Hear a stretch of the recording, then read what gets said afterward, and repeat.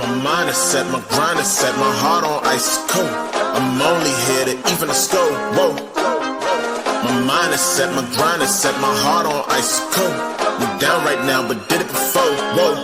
See from here we going up. Made the call, I shown up. Now the game is on up. Say my name is blown up. We up, we up, we up, we up, we up, we up, we up, we up. See from here we going up. Made the call, I shown up. Now the game is on up. Say my name is blown up. We up, we up, we up, we up, we up, we up, we up, we up.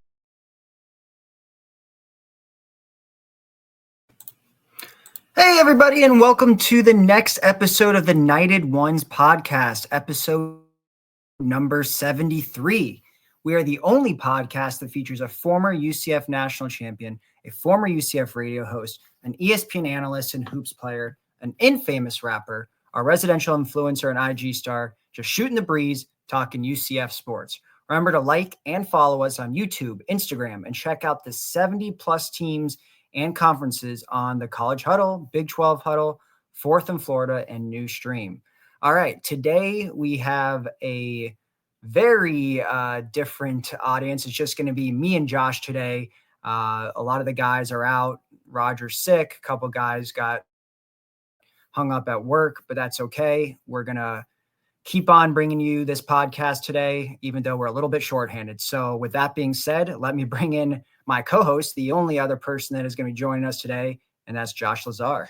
Man, just imagine if I decided, I'm a little tired. Let's just punt tonight. I mean, who would know what's going on in the tennis world at UCF? I mean, I don't know what's going on here. It's great. That's a good point. I would guess I'd also be talking to myself, so I don't know how entertaining of a show that would be, although I have done some solo UCF podcasts before, not on this show. But anyways, luckily we have you, we have me, we got someone to bring the UCF news today. That's true. That's true. All right, so let's hop into it. I don't think this is going to be a super long show, Josh. I mean, there's not a ton of news, obviously. Are you telling everyone to just stop listening and watching? No, I'm telling them stay tuned. This is all going to take an hour. Right. No, I'm telling them stay tuned. But we're going to talk a little bit, starting with UCF football, and then go into UCF basketball and some of the other Olympic sports here. So with that being said, let's start with some UCF football. First of all, the transfer portal has, obviously kind of died down in recent weeks. But we have actually landed 2 new high school commits, believe it or not, and they're actually part of the 2025 class. So as you may recall, everyone that's listening, there is 2 signing periods now. Obviously, the main one is the quote unquote early signing day, which happens in December. And then you have the traditional, I guess we'll call it, National Signing Day, which is coming up here, I believe, in a couple of weeks. So UCF and Coach Frost were able to add 2 new guys to the mix, both part of the 2025 class. I'll just kind of get into it. First one may be on the all-name team, and that is offensive lineman Camp Lott. Maybe he camps a lot. I don't know, but that is a pretty cool name.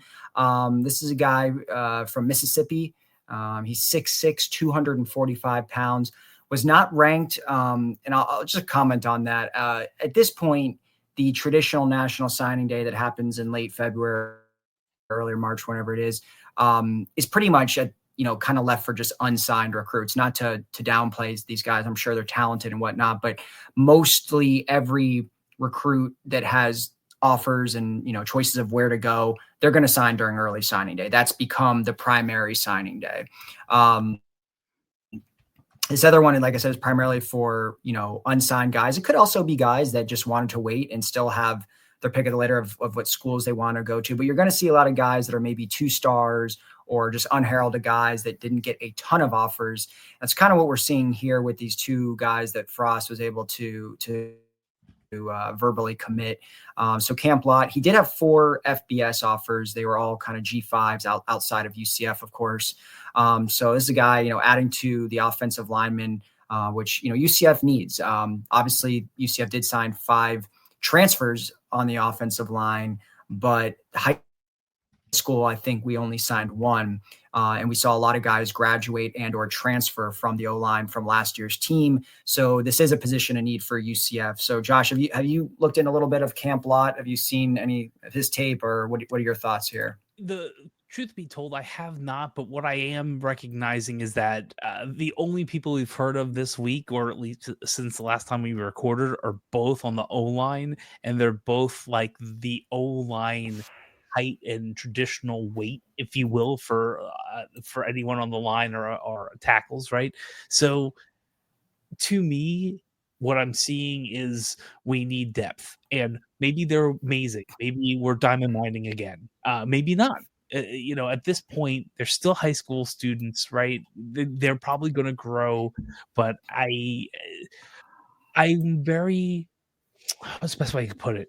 I'm excited to see that we're still trying to get high school talent and build them up. It's something Scott Frost did really good in his first time here, short time frame, but the people in that 2017 team, even the ones that were sophomores at that point, pretty darn good. So I'm excited to see a lot more of this O-line and D-line from the high school ranks that we can grow and build and train, and hopefully they stick around for a while. So haven't seen too much tape.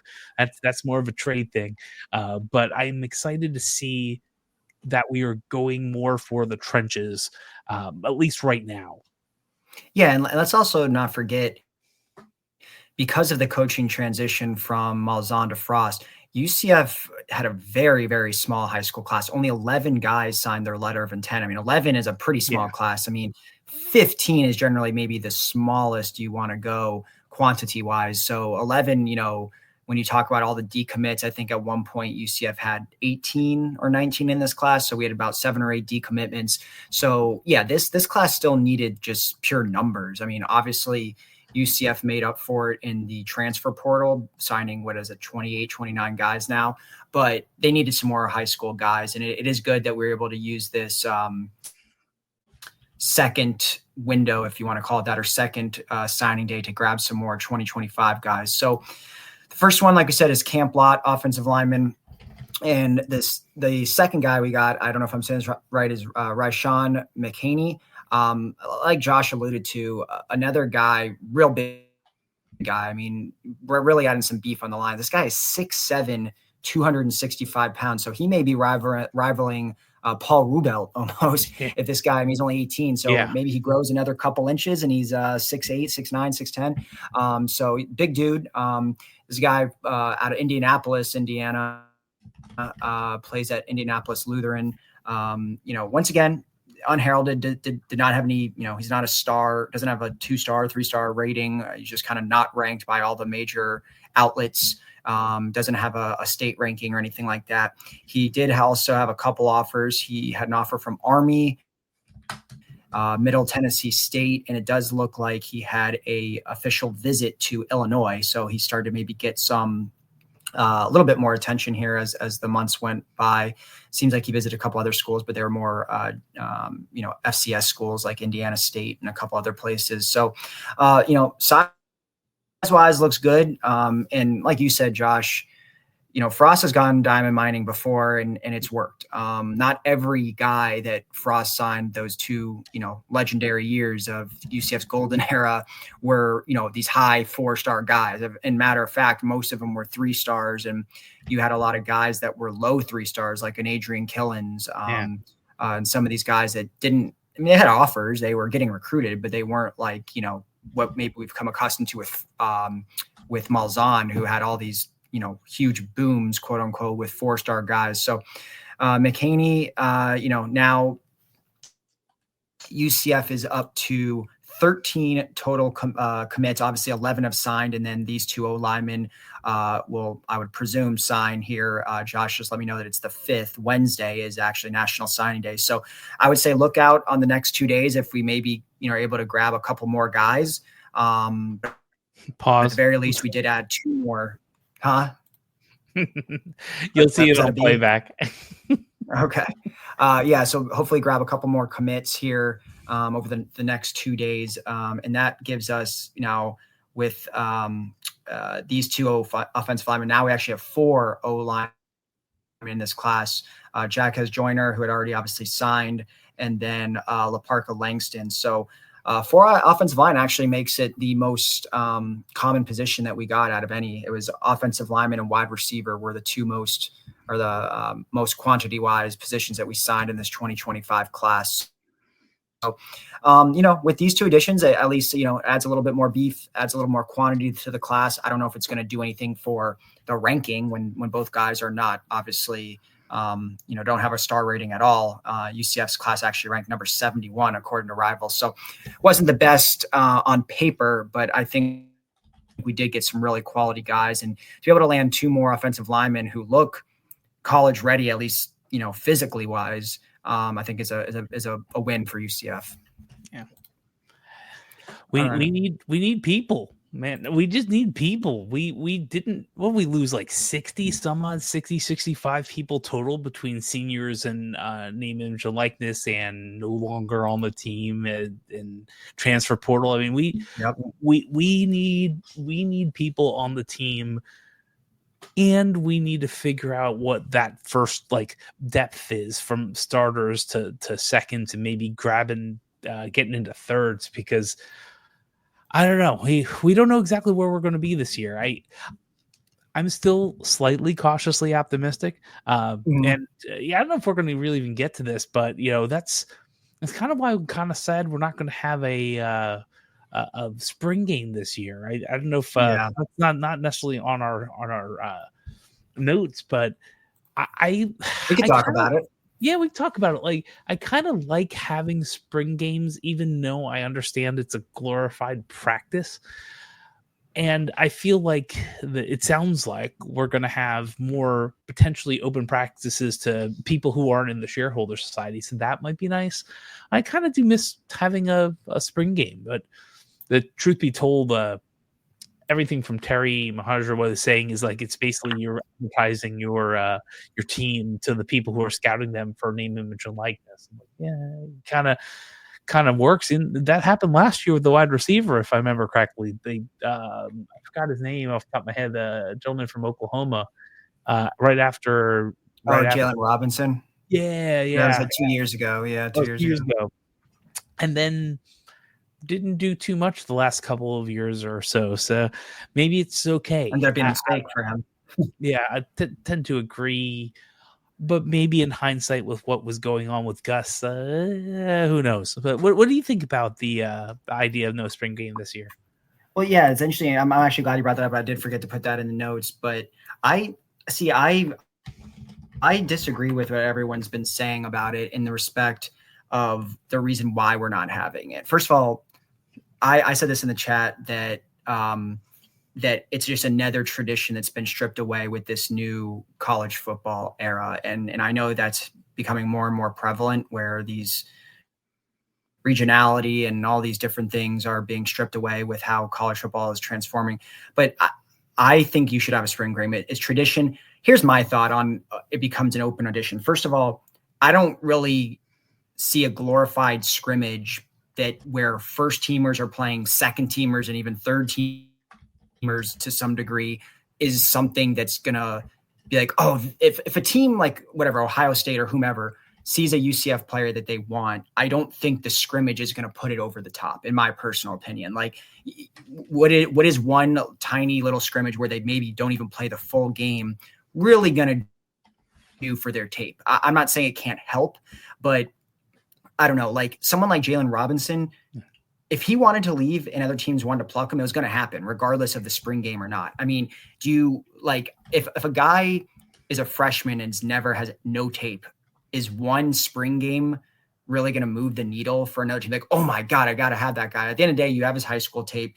And if they are a guy that's played, actual field time in a college game, you have real game tape to go off of. So I just don't see how it becomes that. And if you're that worried about it, then I don't know, sit certain guys or don't open up the playbook book, which I would assume it's already not. I just think there's way around that. That to me just feels like a lazy excuse. Like, oh, you'll get guys plucked. Look, if a school comes with a bag and a player wants to leave, it's allowed now. Anything could happen. So, I just don't see the scrimmage as a game that really does that for them. At the end of the day, like someone wants John Walker, they can look at his freshman tape. They can look at his high school tape.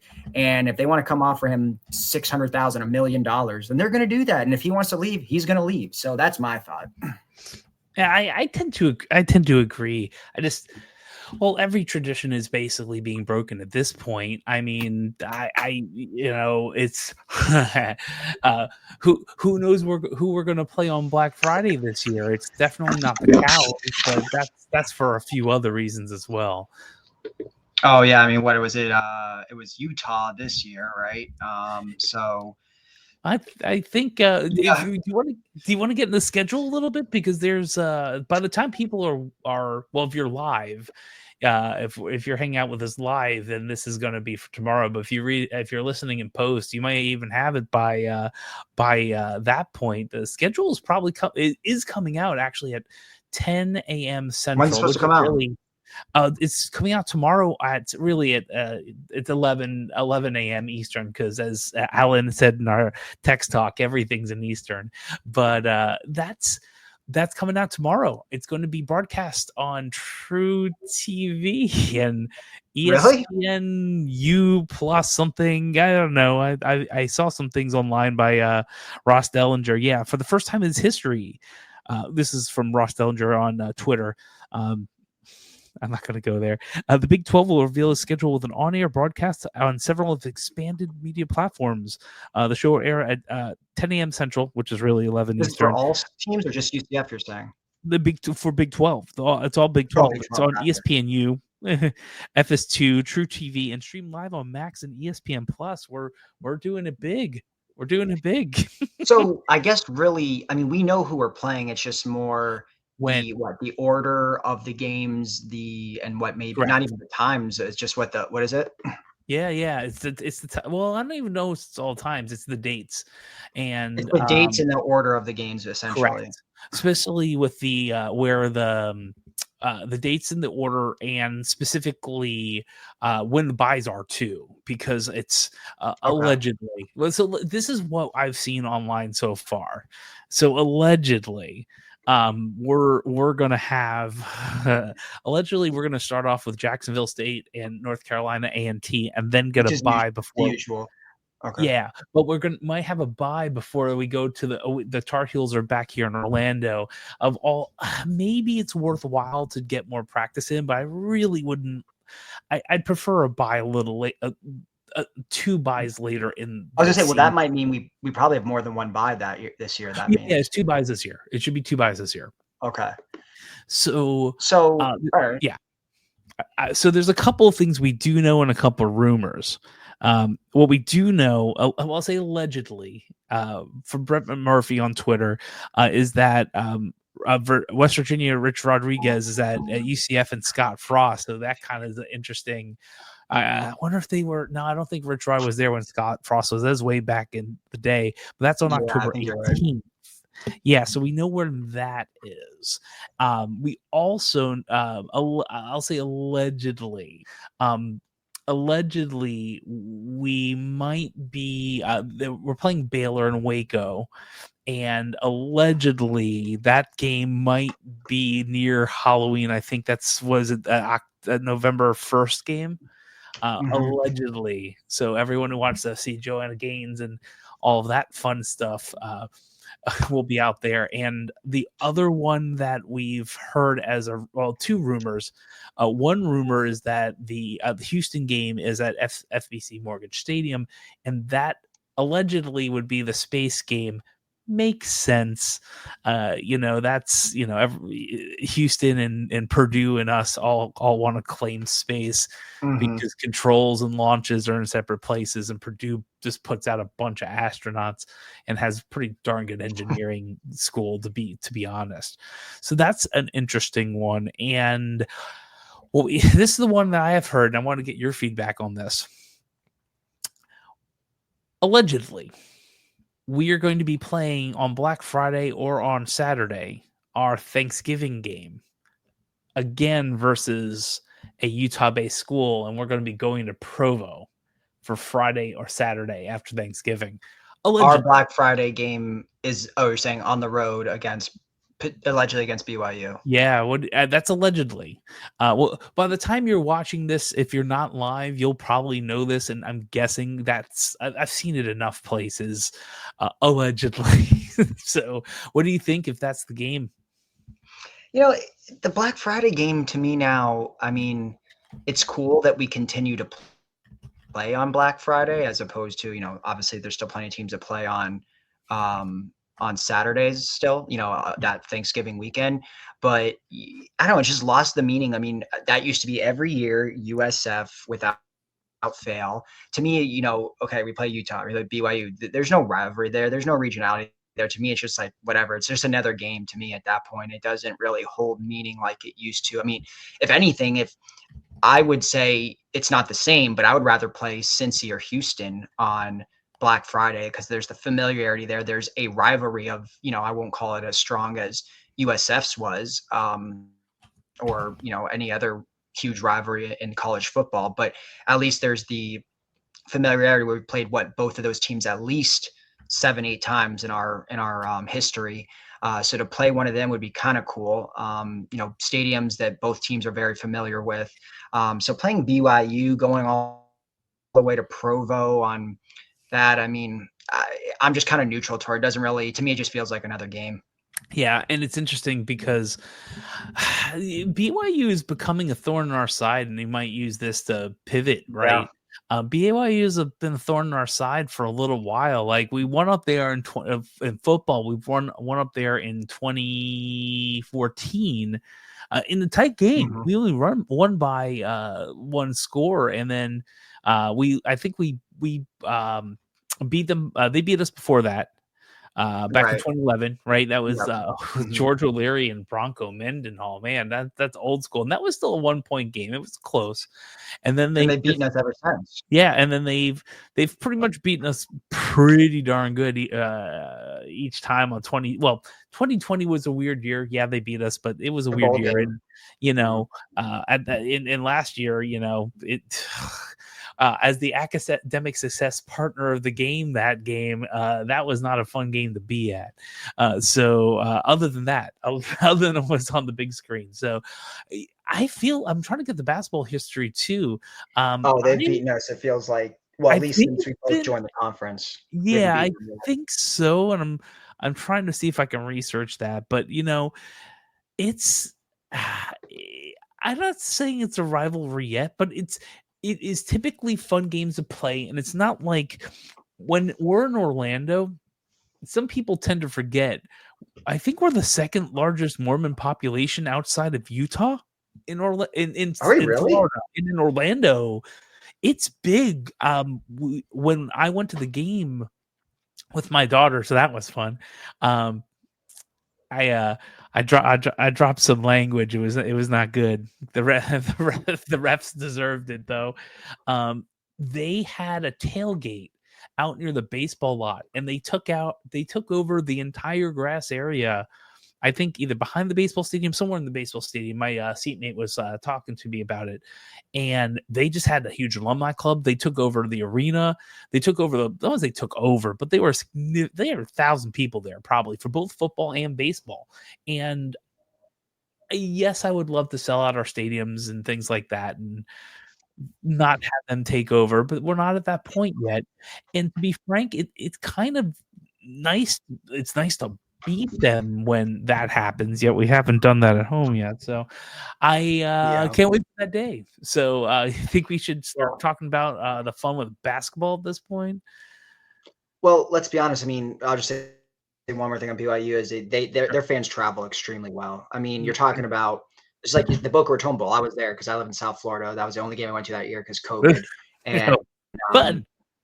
And to travel from Utah across country to Boca Raton, Florida for a meaningless Boca Raton Bowl during COVID. I mean, they must have had I would venture to say probably about 40% of the fan base there. And we're talking a cross-country trip during COVID for a meaningless game. So their fans are legit. I'll give them that. But yeah, like you said, it would be nice to, beat them. A couple other things on the schedule I'll just comment is, what I look at in the schedule, what I'm looking to see really is the home road split, and just in terms of how many home games do we have in a row, how many road games do we have in a row. Like in recent seasons, there's been seasons where we haven't even had 2 road games in a row. There's been seasons where it's been like home road, home road, home road. So it'd be interesting to see, do we have any nice long home stands? Like, obviously you talk about Jacksonville State, North Carolina, AT, and North Carolina. We may start off the year. Most likely will, unless North Carolina gets slotted, like kind of how, if it gets maybe after, I don't know, one of the conference road games, and then we go back out of conference, I would presume we would get 3 straight home games to start the year. But then it'll be interesting when you talk about conference play, is how many in a row do we have at home? How many in a row do we have at road? And then I also like to see is where are those bye weeks. You alluded to one of them maybe right after week 2, but it'll be interesting to see where's that second one. Is it, kind of mid-season? Is it towards the end? This year they were pretty, they're broken up kind of towards the beginning and then towards the end of the year. So it'll be interesting to see that, and it'll just be interesting to see, how tough are the road trips? So if we get, 2 or 3 road games in a row, is it the toughest road games back to back, or is it like, maybe one of what's perceived to be one of the weaker opponents and then one of the stronger ones? So I'm excited to see that, because sometimes you can kind of point to like, okay, that's a super tough stretch. That's going to be really hard to get, even maybe one win. But, you like to maybe see some of the games where the quote unquote easier opponents maybe, get broken or be in between some of the harder games. So you get a little bit of a break there, but we'll see what happens. So that's the schedule. Yeah. Yeah. What was that? I'm excited to see the schedule and do a little analysis on it. We'll see how close we were next week. Yeah. All right. So that's UCF football. Obviously not a ton of news there. Let's get into UCF basketball. Tough week since the last time you guys saw us. We went 0-2 in the last week, and I would say really dropped 2 nail biters, 2 heartbreakers, starting with Kansas. That was a game on the road. Especially after how bad they crushed us at home by the largest UCF loss in basketball history.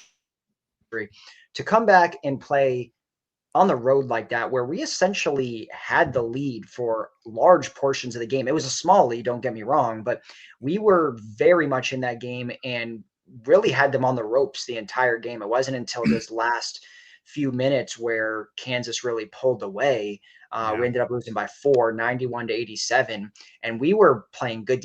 They were turning the ball over like crazy. Kansas was. We had a lot of points off of turnovers, and you had another just phenomenal game from Keyshawn Hall, who had 34 points and 7 boards. 4 guys that were in double digits. Darius Johnson had 19. Theum had 17. Jordan Ivy Curry had 10. To me, the biggest issue was the bench. The UCS bench only had 2 points. That was a big part of it. Obviously we got outshot 44% to 39%. I think the biggest difference maker was probably Kansas shot nearly 50% from beyond the arc, and we still shot 39%, which is not bad as a team, from deep. But that was probably the difference in the game. We just could not stop them from deep.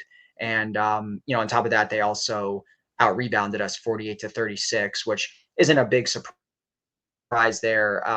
They got their points in the paint, and they got their, they got us on the glass.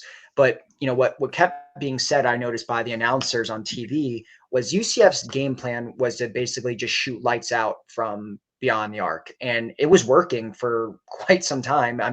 We started out real hot from 3, then kind of tallied off. But then, middle of the second half, we were starting to hit again. It's just, but the problem was Kansas was too. It's very hard to win a game if your opponent is going to shoot nearly 50% from 3. You think about it. If they would have even shot 40%, which is still good, we probably win that game, no problem. So it was a tough loss, but we did hang tough. Yeah, no, I agree. And it's one of those, Darn it. And the problem is we've had a lot of those games in the middle of the year when we're opening up this year. And you know, the hindsight's 2020 when we're opening up this year and we're beating Texas A&M, right? And we are beating Texas Tech. We are, well, that's earlier in the year. We don't realize until later how good these games are. And you never know how games will turn out. Let's just right now we are live and Kansas is beating Iowa State 35-19 at the half. Iowa State's Right? got number 3. Iowa State's now number 8 because they dropped one. Kansas is 16th, but still, like that's what I'm saying. Like this is a really really good conference. That's why you see in a lot of these who's in who's out, where you have anywhere between 8 and 9 teams that are in, including UCF in lots of places.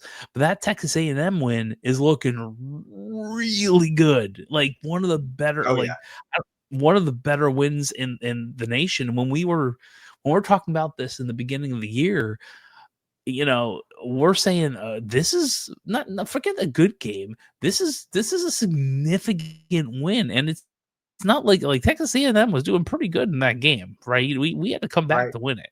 And what did they lose? 3 other games, I think, like that. It's 4 other games, and the SEC is just bonkers right now. So that's 9 ranked teams, I think. Yeah, it's really impressive, and that's kind of the, I'd say, reshaping of what basketball is. Like the ACC has maybe 4 or 5 good teams, which is weird, but they have 4 or 5 good teams that right, and the SEC is you know, they had that in Texas and Oklahoma. Texas always typically good. Oklahoma is, you know, we could probably beat them at this point, but you're talking Texas A&M is the 4th team in that conference. The 4th team in the conference at 6-3, which is just, Mississippi State is 4-5 in the conference, 16-6 overall, and 22nd in the nation.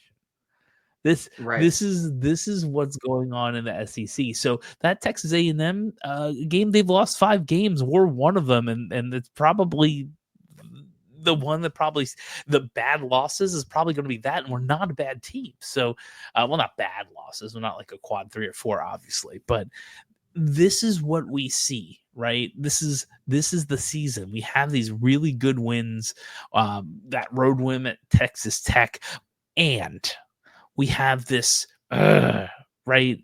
You have the Arizona wasn't going to happen, but the Houston game, like, come on. We're right there.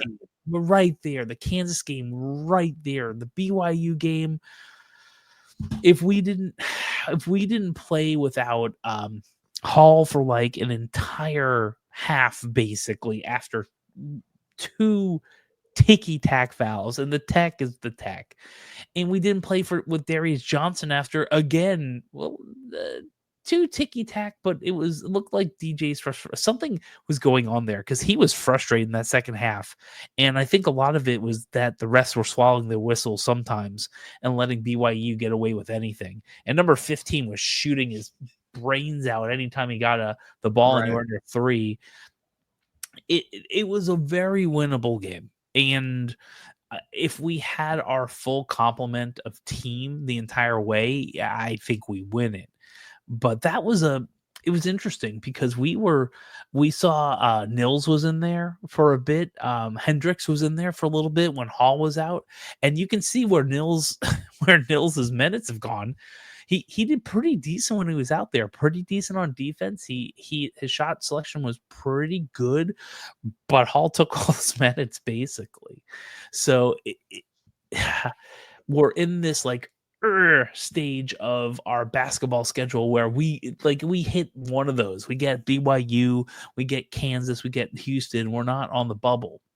and we're just not there yet. And we gotta keep winning. There's just some games we can't lose at this point. Right. There's no room for error anymore. I mean, it's so frustrating because, look, we have gotten the big win, like you said, Texas Tech, and then obviously A&M were big wins for us. But these conference games against really good opponents like Kansas, like Houston, I keep saying we're right there. Like one more thing bounces our way, we win. I mean, we could have potentially won the Houston and Kansas game, and sitting here right now we'd be 6-4 with basically 3 amazing ranked wins where we're almost a lock to make the tournament. It's frustrating because we're right there. But the great thing I've seen about this basketball team this year, even more so than last year, and I know we pulled off some great upsets last year, the only blowout this year has been the Kansas game. Every other game, we have been game. We look like we are in it. We look like we are just as good. Yeah, they may have a couple more, they have more depth than us. There's no doubt about it. After our top 5, top 6, it kind of falls off pretty bad. But in general, we're in every single of these games. We either mount an early lead or we are coming back and we're in it for 90% of the game. It's just been these last couple minutes. There's been some poor foul calls, I will say. But like you said, we just hit that stretch where we had Iowa State, Kansas, Houston. Now the schedule does ease up. We have a couple, like 1 or 2 real tough games left, but the path to 20 wins is still there. Do we need to go almost perfect the rest of the way? Kind of. I think we got to go whatever it is. We have what do we have now? We are at 13 wins, I believe. We're 13 and 8. Us, we have 4. We're 13 and 8, and I think we have 10 games left. Okay, so 7-3 is more than doable when you look at the schedule. A lot of the teams that are left are not. They're the more in the bottom half of the Big 12. So and there's home games. There's a very good chance that we could do it. But the margin for error has decreased with obviously, dropping some of these games that we should have won. Maybe from the onset, you didn't think because you're playing the ranked Houston, the ranked Kansas. But when you're in the game, like, oh crap, we should have won these games. That Kansas game felt like we never had full control, but neither did they. So it felt like we could have won that game. Same with Houston. Unfortunately, the ball just didn't bounce our way. Speaking of that, that BYU game, which we alluded to, so UCF unfortunately also drops that game on Saturday. They lose 81-75 at home. That was another back and forth game. BYU for the most part had, I would say was semi in control of that game, but it was never got out of hand. And Keyshawn Hull once again led the way, 20 points, 8 rebounds, 3 assists. Thiem had 17 and 6. Darius had 16. Jordan Ivy Curry had 14. And I mean, you look at it again, it feels like, I know Ben could probably talk, maybe I'm sure there's more than meets the eye and there's more than what I'm just saying here. But when you look at the shooting again, I mean, BYU shot 43% from 3. Overall, they shot 48%. I just don't, defensively, it just doesn't feel like there's a path to winning when your opponent is knocking down 43% of their threes. I mean, you've got to guard the perimeter better. And most of them were a smidge of dribble, pass off, shoot. Like they were not wide open. Like a couple of times we were wide open. There was some contest, but it wasn't like hand in the face as they're going up. They are very good at that. Maybe it was our defense that made them look good, but I don't think so. Like there's in transition, it was almost all positions from 1 to 5. I think even maybe 1 to 4 per se, but it was purposeful. The thing that I found most impressive was their ball movement. The ball movement was very crisp across the board all the time. And the only time it wasn't was when we scored. We had a little bit of press. It might have been just like one person, but it wasn't a real press. It was just like a show of a press. Or we had a real press. When those two things were happening, when they got across the line at like 22, 23 seconds, their rhythm was off. It was way off. And that was the stretch in the first half where we went, and we pushed it. We got to 8 or 9, and we were like, this is it. And it was when some of those runs came in and we just couldn't push back far enough because either Hall wasn't there. Actually, we pushed while Hall was off the court. A big thing, I think, was when DJ got out at like the 14-minute mark or something when he got to his fourth foul. And we were already in the middle of a run. We were talking about, I was talking about in text talks. I wasn't alone, though. When that run came, we just couldn't push back. And, I think Dior Johnson is very helpful in the team and Nils as well. But when those two are pushing up, and where was Mikey Williams? That actually is a good point. I wonder if something was up with Mikey, if he was sick, because I just thought about that. Usually Mikey was the first off the bench. So maybe he's too. There's been some stuff going through the team. But Dior and when Dior and Nils are taking up the ball, it's just a different team. Typically, so if they're taking up the ball and DJ didn't rotate to the 2, if it's Nils at the 1 and DJ at the 2, it's still a little different, and that's just kind of where we're at. That's the team, and unfortunately, I didn't check exactly the box on that, but I would be shocked if we had Hall for over 25 minutes or DJ for about the same. Yeah. I'm going to check it out right now, and that's a big deal on this team. And we still were darn close most of the way. Yeah, no, you're right. I mean, all that factors into it. And, I think you got to find a way to guard the perimeter better. I mean, I know, like you said, some of them may have been contested shots, but you see it. But you see it, whether it's in the NBA or it's in college, if a team's going to shoot 40+% from beyond the arc, you're probably going to lose the game unless you're just out shooting them. I mean, that would actually be a good stat of the day thing. I should look and say, how many games in our opponents, the last, whatever, you could take any sample size, 2 years, 3 years, where, our opponent shot 40+%. Did we win those games? It's going to be low. It's going to be very low. And when you talk about on top of that, generally in these games that we're talking about, we've lost the Houstons, the BYUs, the Kansas. We got out rebounded. We lost the points in the paint battle, and we got outshot.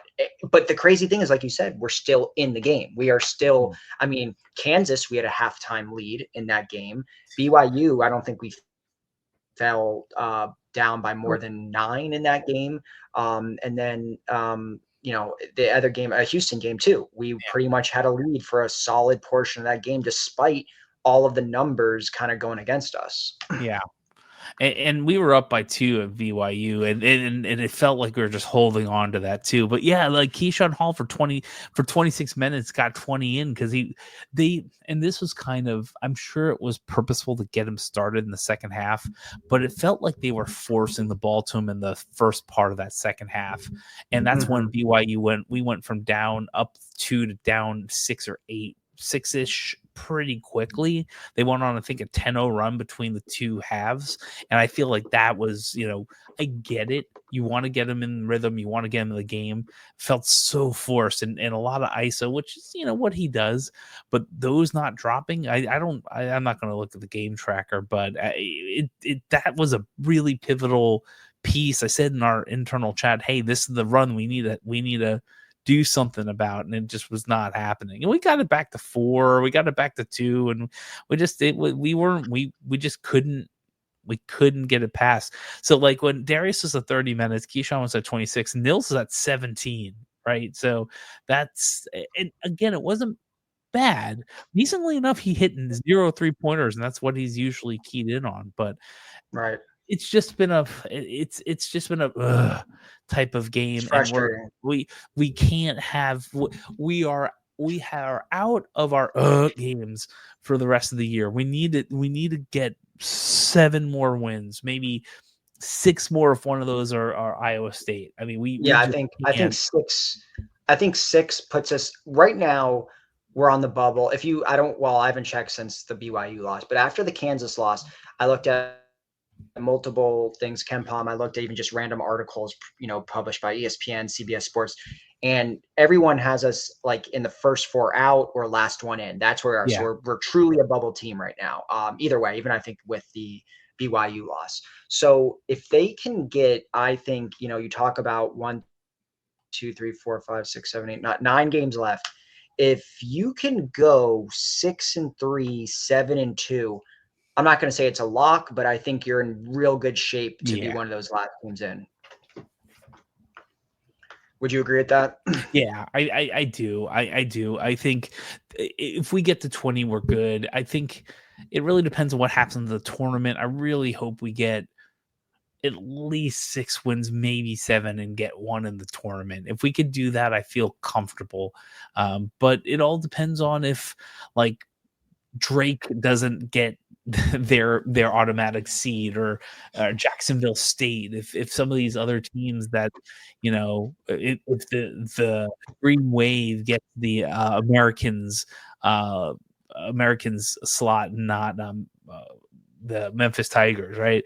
Right. Those are things that I don't want to be hoping that like Northern Colorado well, actually, no, it's not like that. Really, like Northern Texas is a great one. If North Texas wins the American and gets their bid, Memphis is making it in. Right. Right. You got to hope that Memphis.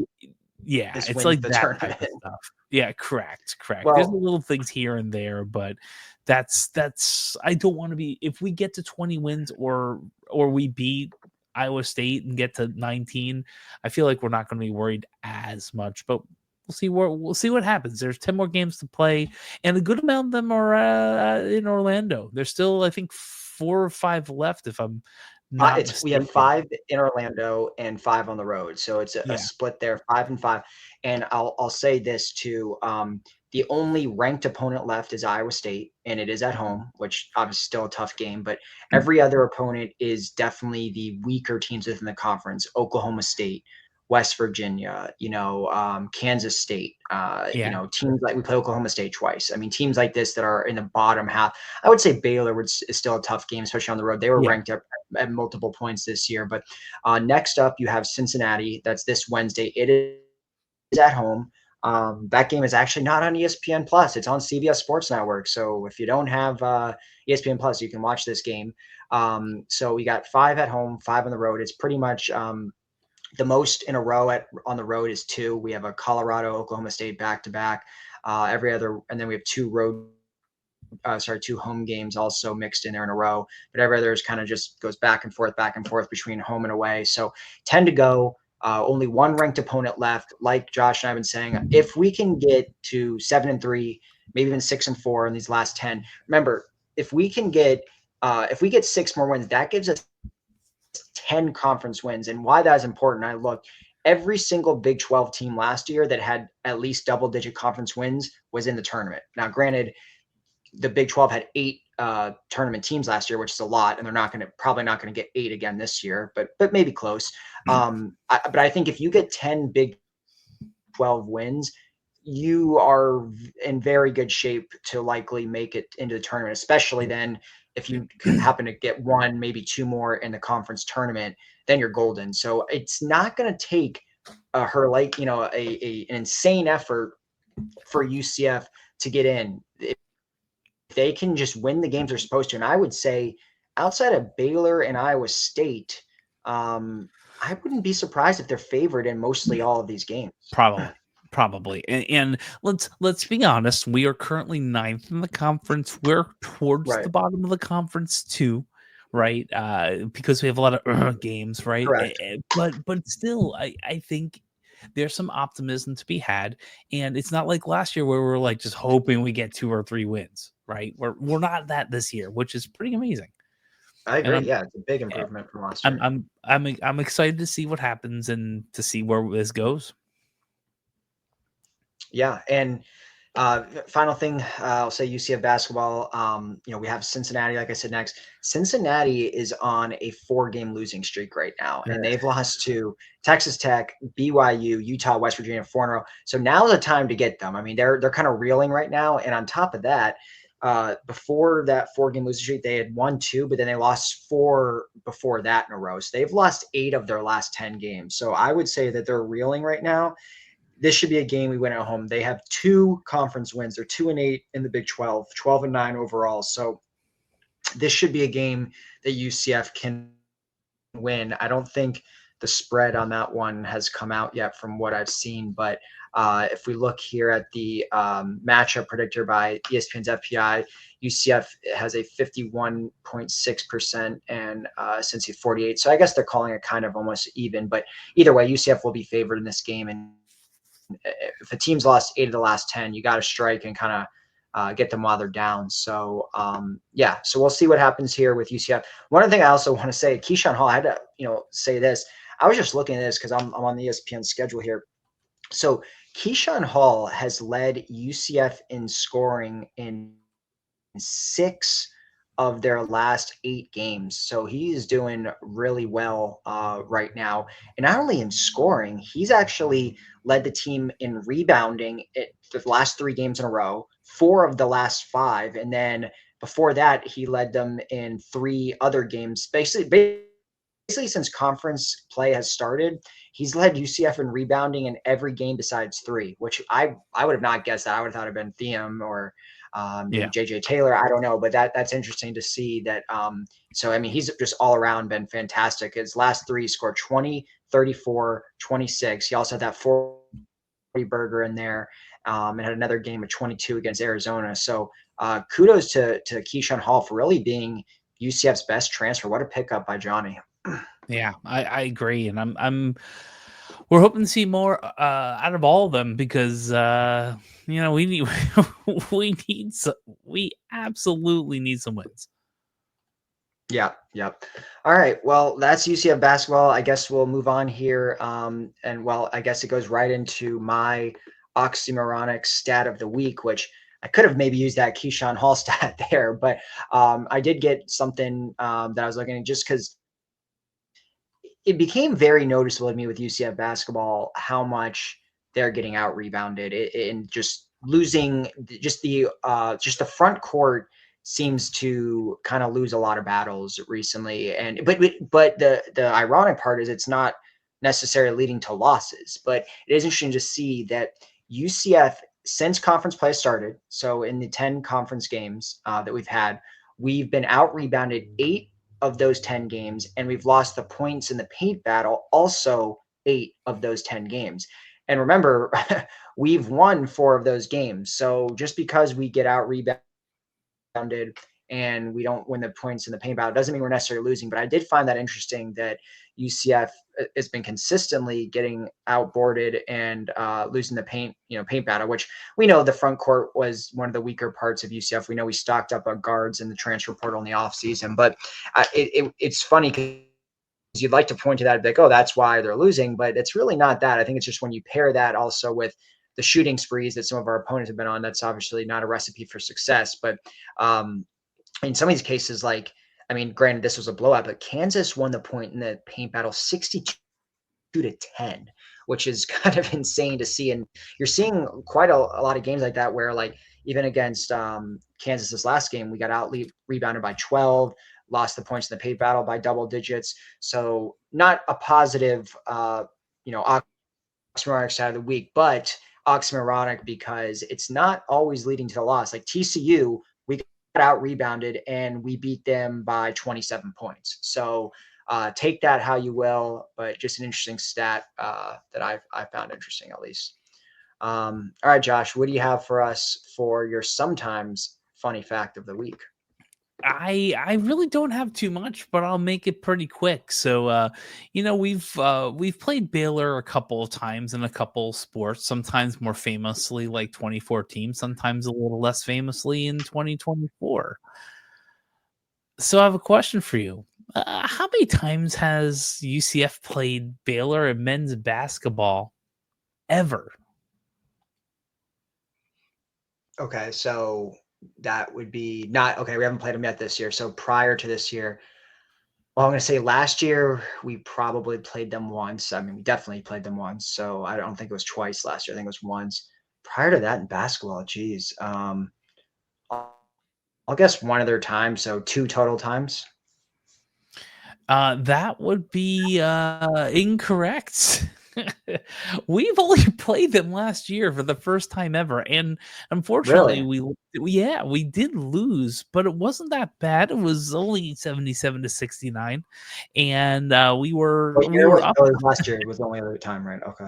Yeah. The last matchup was the first matchup in January 31st, and just like has happened many times this year, we were winning at the half and lost afterwards. So yeah, that's that. I was gonna do some like Cincinnati history, but that's Cincinnati history is not good. It's yeah, Fair it's enough. not good. So Fair enough. let's hope that we get into a better streak this year, because we have, I will say, we have beat them the last 4 times we've played them, so that's good. That is good. Oh, sorry. I'm looking at the wrong site. We've lost the last 4 times we've played. Last time we beat I was going to say, I was like, 62. No, but they've all been pretty close. I will say this: they've all been like within like 11 points, 2 points. But no. The last time we beat them was in 2022 in Orlando by 14. So hopefully, I thought it was on the UCF website. I was like, yeah, that looks good. No, we haven't won one in a while. So let's flip both of those scripts in this coming week. all right, well, let's flip those scripts as right. Josh, final kind of thing we have now is the quick update on other sports I do not watch. Why don't you get into that? I know you put this together and highlighted by women's basketball with a conference win. So why don't you get into that? Sure. So if I had a little box over here, if I was doing live mixing, I'd throw the Hallelujah chorus by Handel on here. The women's basketball team won a conference game. And you know what it took? A Houston team who was 1-8 and only had 6 women who can play. But wow. we won 70-56. Yeah, if we didn't win that game, coach probably would be fired that day. We are now 1-9, and so is Houston after beating them. So I feel like if we both lose out in the conference, we're not going to be the worst in the conference this year. Next up, it's sad. It's sobering. It's what it is. We know the reality. There's a lot of women missing from this team. It's just not. People are hurt. It's not good. It's not good. We are going to on our Utah road trip. So we're going to start off in Provo, probably flying into Salt Lake, driving down I-15 to Provo on February 5th at 9 p.m., going back up I-15 to Salt Lake City to play Utah for that double dip. And that game versus Utah is February 8th at 3:30 p.m. And at some point, I might have to move all of the tennis teams above women's basketball, but we've been doing this for the last couple of weeks, so we're going to keep that up. There is no tennis. Oh, that should be a fun stat. Alan, you don't watch these sports. Has either the men's or the women's tennis team lost a game, like an overall match this year? I have no idea. I'm going to go with no, just because how you said it. Yeah, that's true. We have not lost we've lost a game, but we haven't lost a match this entire year. Between the two teams, we are 12-0. The women's tennis team beat FIU. Are they ranked? The women's team is not ranked, and I feel like they may be in the near future. They are 4-0. Probably because the ITA. There was an ITA tournament in LA a couple weeks back. Our team didn't go out there because of the fires and things like that. We understand the tournament still went on, but there's all kinds of, I don't know if there's other reasons, but we did not attend, and we would have been playing some teams that are probably higher ranked, so it might have helped, but we didn't. So right now we're 4-0. Beat FIU 4-1 last Sunday during Space Game number 1 at home, and now we take on the Cows in Tampa on February 9th at 12 p.m. Now, the men's tennis team is ranked. They are number 22, and they also beat the Cows on Monday, which we always like. That was 4-3. We are live, so that's today, again, in post. sometime earlier this week. They have now the best start in program history at 8-0. And I don't know if there's even a War on I-4 trophy anymore. I don't know if we do any of that stuff. I think it's all gone. I think we won the last 3 or 4, whatever them. And it's unfortunate, but it's a whole nother story. Up next is Miami on Friday, February 7th at noon, and Sunday at FAU on February 9th in Boca. So we're doing the road trip down your way, Alan. Maybe if you want, you can watch a sport you do not watch normally live. Wait, this is tennis, or who is this? This is men's tennis ranked versus Friday at noon. So you can take off work, go to Miami, because you want to be in Miami on Friday, right? Right. Why not? Oh, God, traffic there is so bad. And Sunday on February 9th in Boca. So that's probably maybe a little bit better for you. Now, this is funny. So softball is starting this week, and there's a typo that it was my typo because I'm in work mode at times. I said software starts this week, but that is not what is happening. Softball is starting this week. The women are playing a lot of games. A lot.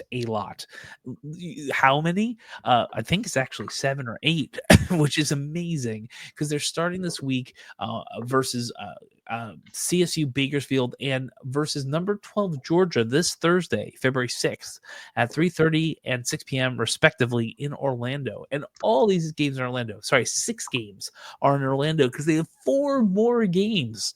It's day after day after day. It's basically from Thursday to Sunday, there are 6 games the women are going to play. So in a row, we're going to go NC State on Friday at 4:30 p.m. We're going to go Illinois on Saturday at 5 p.m. and both James Madison and Illinois again on Sunday, February 9th at 11 a.m. and 1 p.m. respectively. Lots and lots and lots of softball happening. And if you like I had to internally pause myself. If you like watching softball and baseball, great. Softball is coming up soon too. And we are starting off as we usually do versus Siena. Usually those 14-0, 14-2 games. The weekend series starts on Valentine's Day, which is what every woman wants to be at, a UCF baseball game. So, and truth be told, that's my birthday weekend too. And unfortunately, I will not be attending any of the baseball games, even though I kind of wouldn't mind. So we have a lot of sports in the spring happening. Most of the spring sports are doing pretty good. Women's basketball notwithstanding. They also kind of start in the fall, but I don't know what you want to talk about there. Fall sports, not that great this year. Spring sports, doing all right. Yeah, absolutely. They are doing all right. So I think overall, I guess maybe outside of football, obviously, and women's basketball feels like overall better all around, maybe not, I would say probably exceeding expectations to a degree. We'll see how everything closes out. I mean, UCF men's basketball, if they can just make the tournament, I think that makes year 2 in the Big 12 as a whole for UCF athletics a success. I mean, that's a big, big accomplishment considering that UCF has made the big dance a grand total of 5 times in its entire history. If you can do that in year 2 in arguably the best basketball conference in America, that's impressive. So, if we can finish the spring strong with that, that would be awesome. All right. I know we're nearing the end and there is something else big going on this weekend, so I might as well shout it out and talk and ask if the Chiefs and the Eagles are playing in the Superb Owl, right? And the big game? The big game is happening on February 9th at 6:30 p.m. Do you want to do a who's going to win? Yeah, let's do it. Sure. Easy for me. I hate the Eagles. As a Giants fan, I can't. As a Giants fan, if they take Saquon Barkley and win a freaking Superb Owl for it, I am going to be so disappointed in the entirety of the Giants staff. That's one of the biggest bag fumbles of all time. Losing Saquon. Well, let's not talk about Luka and AD. Well, I was just gonna say that's like basketball, that is, yeah, but I mean football, oh my god, that is I mean, I don't know how many times I've seen that clip now of the Giants GM basically essentially just admitting he's going to lowball him and go test the market. I mean, come on, man. No, I mean, it's at the same time, I don't know if Saquon would have had that type of year in New York, though. I mean, Philadelphia's offense is just clearly a lot better. So offensive line is nowhere where it needs to be. Right, in New York, but his talent is just that's what he can do in this type. Not every running back could do what he's doing in the Eagles offense either. On the flip side, you know. And Noah's a Giants fan too. The scrolls on the bottom are great. It's true. So the Chiefs have to win, and since I see Noah agrees with me, the Chiefs have to win. As much as I don't necessarily want the Chiefs to win, the Chiefs have to win. And since the NFL is rigged anyway, it's probably what's going to happen, right? Well, you know, Chiefs feel like that team that it's just like it doesn't like they remind me a little bit of some of Tom Brady's Patriots teams. I'll tell you why. Like Tom Brady had some teams where the offense, like skill position wise, was just god awful, and that's how it feels right now with the Chiefs. Like besides Kelsey, who's having, I would say, a down year or he's older, whatever. I mean, come on, they lost Rashee Rice. They have essentially no receiver. Yeah, they have a very old Andre Hopkins. Like they have a very old Kareem Hunt. Like their skill positions are kind of crap. Like, because I'm thinking like fantasy wise, I really don't want any Chiefs, maybe other than like Kelsey. Even Mahomes hasn't been like amazing, but it just feels like it doesn't matter. He's too good. Andy Reid's too good. They've won 2 chips in a row. It just, I mean, first of all, it's a loss for America. Eagles. You know what? No one. Come on, Noah. You can pop back in. These scrolls are too long. If you want to pop on in, you can. And you've got some good points here. But yeah, I agree. It's just kind of this. We're live, and B, wait, I see dead people. Dun dun dun dun dun dun. What's on the beat? He can't win again, because if he does, no QB will ever be able to do anything without being compared to Mahomes. I'm sick of it. I'm sick of the rhetoric. I'm sick of Josh Allen doing everything in his power to beat the refs, and he can't. It's ridiculous. Yeah, I agree. But he's like the next Brady. I mean, like we could sit here and talk about the refs and all that, and I get it. There were some bad calls, but look, he's won 3 chips for a reason. I don't think it's purely on the backs. No, referees. The other ones, no. But this season has been insane with like the. Yeah, it's annoying. I'm sick of it. I wanted. And the crazy thing, you don't see. I mean, there's a reason why this would be the first 3-peat in the history of the NFL. That stuff just does not happen in football like it does in basketball or other sports. So. My prediction is the Chiefs because of course they're going to freaking win, because no one wants them to win, so they're going to win. Yeah. That's my logic, and I'm sticking with it. That's like Cowboys in the 80s and Giants at some point in the 90s. I don't know if he went into the Giants shirt, Noah, but yeah, it's so frustrating. And this thing that you kidding me? God. Oh man. If you're listening to this on a radio or some type I'm wearing this incognito to a New York superb owl party. Well, here's the thing. I will say this. As much as I hate to say it, the Eagles have run roughshod over everyone. It hasn't really even been games, to be honest. It's kind of like Ohio State, like just blowing the bejesus out of Oregon, and just running through the entire playoff. Like it's just So we'll see what happens. And it's like it's interesting because Tyreek Hill. Just imagine if Tyreek Hill was still on this team. We wouldn't have this conversation. They would probably just win.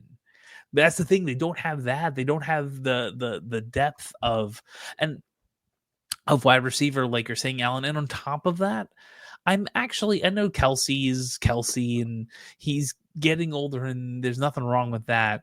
I actually think because they've had so many issues or tweaks to the offensive line, he's had to block a heck of a lot more than being the wide receiver he normally is. Like, he's not in the slot all the time anymore. Like, he's actually doing tight end work and still almost got 1,000 yards. So I think a lot of people want to knock Kelsey because the pure numbers aren't there, those who are like fantasy focused or whatever. But I don't think that's the main reason. And I don't think Taylor's a reason either. I think he's just having to do other tight end work he hasn't had to do for a long time. And his numbers are suffering for it, but the proof is in the pudding and they're winning games. Yeah, I agree. I mean, except for against Allen. Kelsey's still Kelsey. It just reminds me so much of like when Brady's like skill position players. I think it was more towards the end, like when they played like his last Super Bowl or two. It's just like, you got a guy, you got like a Gronk, and this is what he feels here. You got like a Kelsey who's still probably pretty good, maybe not the peak of his powers, but then they're not like they have Tyreek Hill anymore. I mean, like who's their their third and fourth receivers, like a rookie Xavier Worthy, McCole Hardman, like Juju Smith-Schuster. I mean, it's these guys that are past their prime. Yeah, it's just it's like, so it's funny. They're but look, they're probably going to win. I don't want the Eagles to win, but I really don't want the Chiefs to win. So I'm just going to root for the Eagles because I have to. Agreed. And that's why I bought this shirt. I just can't. $18 on the NFL. It's funny. I just can't. I can't. It's hard. It's just. Yeah, I know. It's Wes Welker is not walking through that door. But that's just. I do think you're right, Noah. I feel like at this point, if the Chiefs win, you're going to have this, Mahomes compared to Brady, compared to Mahomes, it's going to be maybe a 1A, 1B. I mean, Brady is one more. My biggest gripe is that this year, more than any year, the Chiefs have done minimal to win these games. Like the absolute bare minimum. And they've somehow skated by with a win through some weird call or through some weird mishap or through some weird something. They skate by, and then all of a sudden, Mahomes is the greatest QB to ever touch grass. Like, it's ridiculous. I can't. And then, like, in the next week, the commentators will be talking about Josh Allen or Jaden Daniels or Lamar Jackson, and they're doing amazing things, and they're like, this looks like something we see from Mahomes. It's like, no, it's not. Shut up. He looks insane this year. He looks a shadow of his former self. Kelsey has looked geriatric this whole season, besides up until the playoffs. Like, it's I don't know. Yeah. It's just annoying. Kelsey has actually had the high in yards receiving 4 times this year, but I won't get into that. But look at who they're beating. Okay, Baltimore. I get it. Cincinnati was a shell of themselves as well, and they barely got past them. Atlanta, Los Angeles, New Orleans, Las Vegas, Tampa Bay, Denver. These are not all great teams. They're first really good team, and they're not winning by more than 10 points. First decent team they hit was Josh Allen. Pulled out these wins all year. If you give the Bengals a defense that isn't a JV high school team, they win the entire AFC, hands down. Yeah. Him and Brady are the only ones to knock Mahomes out of the playoffs. I love that stat. I love that stat too. It is pretty insane, but they really didn't play anyone, and they lost all their preseason games, but who cares about that anymore? But again, Houston, I wouldn't say got robbed, but Houston was a tight game that they should have had, maybe not have won. The Buffalo game, that was horrible. Ridiculous. It's just absolutely horrible. The world wanted Bills v. Washington. I feel, God, I don't want the Eagles to win, but I feel like they're going to win. Okay, enough superb owl. I just think we were only an hour in, and it's big enough, the football. I don't think any UCF player is on either team. No, I checked that before the show. Unfortunately, UCF put out a graphic when the playoffs started. It was Tylen, here, I'll tell you who it was. They're all eliminated at this point, but it was Tylen Grable, who was on the Bills, the offensive lineman who's actually a rookie, who just got drafted by them in the 6th round last year. You had Tremon Boris Brash, who was on the Chargers. You had Shaquille Griffin on the Vikings. You had Brandon Johnson on the Steelers, and you had Alex Ward on the Rams. So Tylen Grable was only one that made it, to the Final Four there. But yeah, we're not going to unfortunately have any Knights in this year's Superb Owl. Yeah. I think we could actually say the term, but I just like calling it. We definitely cannot. We don't have advertisers or whatever. I don't even understand why you can't say it. I don't because they will crack down and delete the entire thing. It's like who? The NFL. It can't be said in any video. Isn't it free advertising for that? Like, I don't like. No, it's technically, but they have no say in it, which is why. Yeah. Who has no say in it? It's advertising for them, but they don't get a check from the video, which is why they don't allow it. We don't get a check from the video. Well, I was like, what are they going to sue us for? What do you think? Or something? Do you think I have like a tank top on and like I'm making a lot of money having this fun conversation? No. So can you pay them to say it? Like, when we see the Bud Light ads, can they say? I'm sure it would cost a lot more than any of us could supply for this. Not us, but I'm saying, can brands say it if they're paying, like if they're on a Superb Owl halftime or just commercial during the game? I'm sure. Yeah, I'm pretty sure I've seen a ton of commercials use the word. Yeah, but you're probably paying the S word. The SB word. Podcast journal. Can I talk about the Superb Owl on my podcast? This is 4 years ago. I'm going to watch the game. Fair use. There's fair use and blah blah blah blah blah. I don't know. Well, I guess. I kind of just want to keep saying Superb Owl. So I am a big fan of owls, and I really think that the Washington Commanders should change their name to Owls because they're really superb. So I don't know. It's whatever. On that note, you think we're done? Is this? I think we're done. I think we're done. Too much owling. We're bird watching at this point. Yeah, we're I think that will. I think we can call it a week. Roger, hold on. Roger is sick, and he's chiming in what has happened to our podcast. Well, there was a lot of UCF news, but we needed to talk about the Superb Owl. Yes, the reality is that if Alan is not going to watch tennis, how much can we really talk about it, right? Let's be fair. So what has happened is we're gonna turn into the next, I don't know, not the term I want to use. I don't even know the dude with the tank top who has like a podcast who ESPN like can't get rid of or whatever. Roger turned in. He just tuned in, and this is what you heard.